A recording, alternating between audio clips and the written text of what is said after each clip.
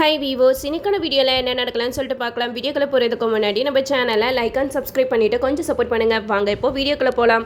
நட்சத்திரத்தை பூமி ஹெல்ப் கேட்குறாங்க. நட்சத்திரா, நீ ககன் மாமாவை லவ் பண்ணுறதானே, அவர் எப்படியாவது வெளியில் கொண்டு வர நீ எனக்கு ஹெல்ப் பண்ண அப்படிங்கிற மாதிரி சொல்ல, அதுக்கு நட்சத்திரா சொல்கிறாங்க, ஆமாம், ககன் மாமா உள்ளே இருந்தாலும் ஒன்று தான், வெளியில் இருந்தாலும் ஒன்று தான். அவர் உள்ளே இருந்தால் நீங்கள் ரெண்டு பேரும் இப்படி பிரிஞ்சிருப்பீங்க, அதை பார்க்க கண்குள்ள காட்சியாக இருக்கும். அவர் மட்டும் வெளியில் வந்துட்டாருன்னா நீயும் அவரும் சேர்ந்து போடுற ஆட்டம் இருக்கே, அதெல்லாம் பார்த்துட்டு என்னை சும்மா இருக்க சொல்றியா? அவர் வெளியில வந்துட்டா நீ அவரு கல்யாணம் பண்ணி சந்தோஷமா இருப்பீங்க, அதை பார்த்துட்டு நான் அச்சதை போட்டுட்டு அப்படியே போயிடணுமா? அந்த அளவுக்கு நல்ல மனசெல்லாம் எனக்கு கிடையாது. ககன் மாமா உள்ளேயே இருக்கட்டும், அதுதான் நல்லது அப்படிங்கிற மாதிரி சொல்லிடுறாங்க. நம்ம பூமிக்கு என்ன பண்றதுன்னே தெரியல, எப்படியாவது பணத்தை எடுத்துட்டு போயிட்டு ககனை வெளியில எடுக்கணும் அப்படின்னு சொல்லிட்டு ரொம்பவே போராடிட்டு இருக்காங்க. ஒரு வழியா அந்த வக்கீல பார்த்து பேசி பணத்தெல்லாம் கொடுத்து ககனை வெளியிலையும் கூட்டிட்டு வந்துடுறாங்க. இந்த விஷயம் அபூர்வாக்கு தெரிய அபூர்வா பயங்கரமா டென்ஷன் ஆகுறாங்க. மீரா கிட்ட சொல்றாங்க, மீரா பாத்தியா அந்த பூமி என்ன காரியம் பண்ணியிருக்கான்னு, தன்னோட அப்பாவை கொல்ல வந்தவனை ஜாமீன்ல வெளியில எடுத்திருக்கா. என்ன தைரியம் அவளுக்கு! அவளை உள்ள வச்சு பூட்டினாலும் அவ பாத்தியா எப்படி இந்த வீட்டை விட்டு தப்பிச்சு ஓடிட்டா. தப்பிச்சு ஓடினது மட்டும் இல்லாம ககனை வெளியில எடுத்திருக்கா. இனிமேட்டு அவளை வீட்டுக்குள்ளேயே சேர்க்க கூடாது அப்படி இப்படின்னு சொல்லிட்டு அபூர்வா வந்து மீரா கிட்ட சொல்றாங்க. மீராவும் செம கோவப்படுறாங்க. பூமி வீட்டுக்கு வந்ததுக்கப்புறம் மீரா பூமி கிட்ட பேசவே மாட்டாங்க. அப்போ மீரா வந்து அமைதியாக இருக்கிறத பார்த்த பூமி வந்து ரொம்பவே ஃபீல் பண்ணுவாங்க. என்ன அத்தை, என் மேலே ரொம்ப கோவமாக இருக்கீங்களா? நான் நல்ல காரியத்துக்காக தான் ககனை வெளியில் எடுத்தேன். ககனுக்கும் இதுக்கும் எந்த சம்மந்தமும் கிடையாது. யாரோ ஒருத்தவங்க ககன் மேலே இப்படி பழிய தூக்கி போட்டுட்டு இருக்காங்க. தப்பு செய்யாதவங்க என்றைக்குமே தண்டிக்கப்படக்கூடாது அப்படின்னு சொல்லிட்டு எமோஷ்னலாக ஃபீல் பண்ணி அழுதுகிட்டு இருக்காங்க. இதை பார்த்ததுமே மீரா மனசு இறங்கி பூமி கிட்ட பேசுகிறாங்க. என்ன மன்னிச்சிருமா பூமி, நான் ஏதோ அபூர்வா சொன்னனால கோவத்தில் அப்படிலாம் பண்ணிட்டேன், என்ன மன்னிச்சிரு அப்படிங்கிற மாதிரி பூமி கிட்ட மன்னிப்பும் கேட்டுடுறாங்க. இந்த சைடு நம்ம பூமிக்கு ஒரே அபூர்வா மேலே தான் டவுட்டாக இருக்குது. எதுக்காக அபூர்வா வந்து இந்த கேஸை திசை திருப்புறதுக்கு பார்க்குறா? அது மட்டும் இல்லாமல் ககன் மேலே வேற பழிய தூக்கி போடுறா. இதுக்கு பின்னாடி என்னமோ அபூர்வா தான் இருக்கான்னு எனக்கு ரொம்ப சந்தேகமாக இருக்குது அப்படின்னு சொல்லிட்டு பூமிக்கு ஒரு பக்கம் யோசனை வருது.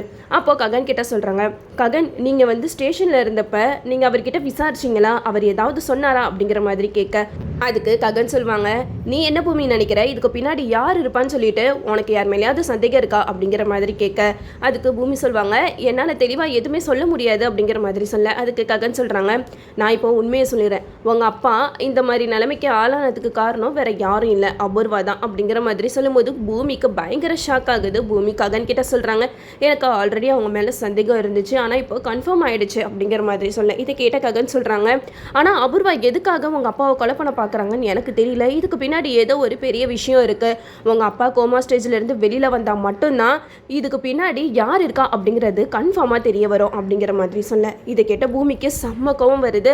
அபூர்வாவை நான் சும்மா விட மாட்டேன் அப்படின்னு சொல்லிட்டு கோவத்தோட வீட்டுக்கு போகிறாங்க. அங்கே போனால் அபூர்வா கிட்ட சொல்கிறாங்க, என்ன சித்தி, உண்மையை மறைக்கிறதுக்காக ககன் மேலே இப்படி பழி தூக்கி போடுறீங்களா அப்படிங்கிற மாதிரி கேட்க, அப்போ அபூர்வாவுக்கு வேர்த்து கொட்ட ஆரம்பிக்குது. என்ன இவ நம்ம மேலே ஏதோ சந்தேகப்படுற மாதிரி கேட்டுட்டு இருக்கா அப்படிங்கிற மாதிரி அபூர்வா ஒரு பக்கம் நினச்சிட்டு இருக்க.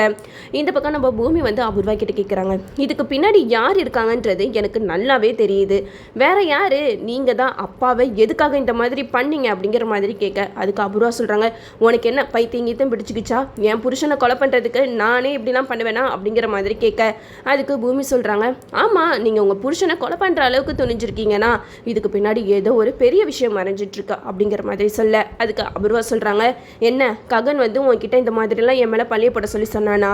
அவன் ஜெயிலேருந்து வெளியில் வந்தான்ல, அந்த காண்டில் என்னை பற்றி தப்பாக உன்கிட்ட ஏதோ சொல்லியிருக்கான், அதை கேட்டுட்டு நீயும் வந்து இப்படிலாம் பேசிக்கிட்டு இருக்க அப்படிங்கிற மாதிரி சொல்ல, அதுக்கு பூமி சொல்கிறாங்க, இன்னும் கொஞ்ச நாள் தான் சித்தி, அப்பா எவ்வளோ நாளைக்கு கோமா ஸ்டேஜில் இருக்க போகிறாரு, கண்டிப்பாக அப்பா கோமா ஸ்டேஜ்லேருந்து வெளியில் வந்ததுக்கப்புறம் இதுக்கு பின்னாடி யார் இருக்கா அப்படின்ட்டு அவர் கண்டிப்பாக சொல்ல தான் போகிறாரு அப்படிங்கிற மாதிரி பூமி வந்து அபூர்வா கிட்ட சொல்கிறாங்க.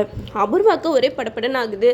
என்னது இவ வேற நம்மளை போட்டு குழப்பி விட்டுட்டு போகிறாளே, ஒரு வேளை இவருக்கு சீக்கிரமாக கோமா தெளிஞ்சிருச்சுன்னா அப்புறம் நம்மளை பற்றின உண்மை எல்லாமே வெளியில் வந்துருமா அப்படிங்கிற மாதிரி அபூர்வா வந்து பயங்கர டென்ஷனில் இருக்காங்க. அப்போ தான் நம்ம ககன் வந்து அபூர்வாவுக்கு ஃபோன் பண்ணி சொல்கிறாங்க, என்ன அபூர்வா, என்னைய ஜெயிலுக்குள்ளே தள்ளிட்டேன்னு சொல்லிட்டு ரொம்ப சந்தோஷத்தில் இருக்கீங்களா? உங்கள் சந்தோஷம் ரொம்ப நாளைக்கு நிலைக்காது. இதுக்கு பின்னாடி யார் இருக்கான்னு எனக்கு நல்லாவே தெரியும். 5 நிமிஷம் ஆகாது இதுக்கு பின்னாடி நீங்கள் தான் இருக்கீங்க அப்படின்னு சொல்லிட்டு ப்ரூவ் பண்ணுறதுக்கு. ஆனால் இந்த நேரத்தில் நான் கண்டிப்பாக உங்களை சொன்னேன்னா நான் வந்து உங்களை பழி வாங்குறதுக்காக இப்படியெல்லாம் பண்ணுறேன் அப்படின்னு சொல்லிட்டு என் பக்கமே நீங்கள் கேஸை திருப்பி போட்டுருவீங்க. அதனால கொஞ்ச நாள் வெயிட் பண்ணுங்கள். சீக்கிரமாகவே சந்திரா கோமாலேருந்து வெளியில் வந்துடுவார். அதுக்கப்புறம் அவரே எல்லாருக்கிட்டையும் எல்லா உண்மையும் சொல்ல தான் போகிறாரு அப்படின்னு சொல்லிட்டு ககன் ஒரு பக்கம் பயன்படுத்திட்டு இருக்காங்க. இதெல்லாம் கேட்டுட்டு அபூர்வாக்கு என்ன பண்ணுறதுனே தெரியல. பேசாமல் சந்திராவோட கதையை போட்டு தள்ளிடலாமா அப்படிங்கிற மாதிரி அபூர்வா ஒரு பக்கம் யோசிச்சுட்டு இருக்காங்க. இன்னொரு பக்கம் நம்ம ஏதாவது பண்ணால் கண்டிப்பாக இதுக்கப்புறம் சந்தேகம் எல்லாமே நம்ம மேலே தான் திரும்பும். ஏன்னா இந்த பூமி வேற சிசிடிவி கேமராவை வச்சிருக்கா, இதை மீறி நம்மளால என்ன செய்ய முடியும் அப்படின்னு சொல்லிட்டு அபூர்வா எப்படியாவது சந்திராவை இங்கேருந்து நாடு கடத்தணும் அப்படிங்கிற மாதிரி யோசிச்சுட்டு இருக்காங்க. சந்திரா இங்கே இருந்தால் தானே பிரச்சனை, இவரை வேற இடத்துக்கு ஷிஃப்ட் பண்ணிட்டா கண்டிப்பாக பூமினால எதுவுமே செய்ய முடியாது அப்படிங்கிற மாதிரி அபூர்வா நினச்சி 4 பேரை ரெடி பண்ணுறாங்க. எப்படியாவது சந்திராவை வேற இடத்துக்கு கூட்டிகிட்டு போயிருங்க அப்படிங்கிற மாதிரி சொல்ல, அது கேட்ட அந்த ரவுடிங்களும் எல்லாரும் தூங்கினதுக்கப்புறம் சந்திராவை வேற இடத்துக்கு கூட்டிகிட்டு போகிறதுக்கு ரெடி பண்ணிக்கிட்டு இருக்காங்க. அப்போன்னு பார்த்து நம்ம பூமி கண் முழிச்சு அவங்க அப்பாவை காப்பாற்றுறதுக்காக ஓடி வராங்க. அந்த ரவுடிங்கெல்லாம் பூமியை அடிச்சிடுறாங்க. ஒரு வழியாக அங்கே இருக்கிறவங்களாம் சவுண்டு கேட்டு ஓடி வந்து சந்திராவையும் காப்பாற்றிடுறாங்க. இதுக்கப்புறம் அபூர்வானால எதுவுமே செய்ய முடியாது, வெள்ளம் தலைக்கு மேலே போயிடுச்சு, இதுக்கப்புறம் உண்மை தெரிய வரப்போகுது அப்படின்னு சொல்லிட்டு அபூர்வா பயங்கரமாக திங்க் பண்ணிக்கிட்டே தான் இருக்காங்க. இந்த சைடு நம்ம பூமி ககனை பார்க்கறதுக்காக போகிறாங்க. ககன் சாரதா இவங்க 2 பேரையும் மீட் பண்ணி எல்லா உண்மையும் சொல்கிறாங்க. ககன் நீங்கள் சொன்னது உண்மைதான், அபூர்வா தான் இதுக்கு பின்னாடி இருக்காங்க. வீட்டில் நடக்கிற எல்லா குழப்பத்துக்கு காரணம் இந்த அபூர்வா தான். ஆனால் எதுக்காக அபூர்வா வந்து அப்பாவை இப்படியெல்லாம் பண்ணாங்கன்னு தான் எனக்கு ஒன்றுமே புரியல. அவங்க வீம்குனே இப்படி பண்ணாங்களா, அப்படி இல்லைனா எதாச்சியாக இதெல்லாம் நடந்ததா அப்படிங்கிறத தான் நானும் யோசிச்சுட்டு இருக்கேன் அப்படிங்கிற மாதிரி சொல்ல, அதுக்கு சாரதா சொல்கிறாங்க, நீ எதையும் ரொம்ப போட்டு யோசிச்சுட்டு இருக்காதம்மா. உங்கள் அப்பா கோமாலேருந்து வெளியில் வந்ததுக்கப்புறம் இதுக்கு பின்னாடி யார் இருக்கா அப்படிங்கிற உண்மை நம்மளுக்கு எல்லாத்துக்குமே தெரிய வரதானே போகுது. அது மட்டும் இல்லாமல் ககன் மேலே கொலைப்பலி போட்டால அந்த அபூர்வா கண்டிப்பாக சந்திரா வந்து கண் முழிச்சாருன்னா இதுக்கு பின்னாடி யார் இருக்கான்னு உண்மையை அவர் சொல்லிட்டாலே போதும், ககன் மேலே எந்த ஒரு தப்பும் இல்லை அப்படின்னு சொல்லிட்டு நிரூபணம் ஆகிடும் அப்படிங்கிற மாதிரி சாரதா வந்து பூமியை சமாதானப்படுத்திக்கிட்டு இருக்காங்க.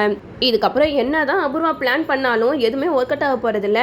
கிட்டத்தட்ட பூமிக்கு அபூர்வா மேலே சந்தேகம் வந்துடுச்சு. அபூர்வா தான் கண்டிப்பாக இதுக்கு பின்னாடி இருக்கணும் அப்படிங்கிற மாதிரி பூமி சந்தேகப்படுறாங்க.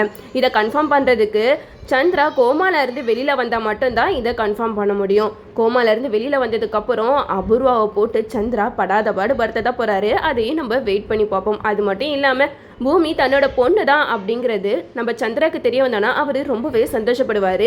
வீட்டில் இருக்கிற எல்லாருமே சொல்லுவாங்க, இவ்வளோ நாளாக உங்கள் பொண்ணை பக்கத்துலேயே வச்சுட்டு எங்கெங்கேயோ தேடிட்டு இருந்தோம், கடைசியில் பூமி தான் உங்களோட உண்மையான பொண்ணு அப்படிங்கிற மாதிரி நம்ம கேபியிலேருந்து மீராலேருந்து எல்லாருமே சந்திரா கிட்ட சொல்லிக்கிட்டு இருப்பாங்க.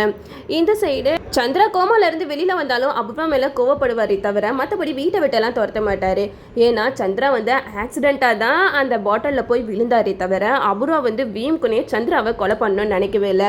அதனால சந்திரா அபூர்வாவை மன்னிச்சு இந்த வீட்டிலே தான் வச்சுருப்பாரு.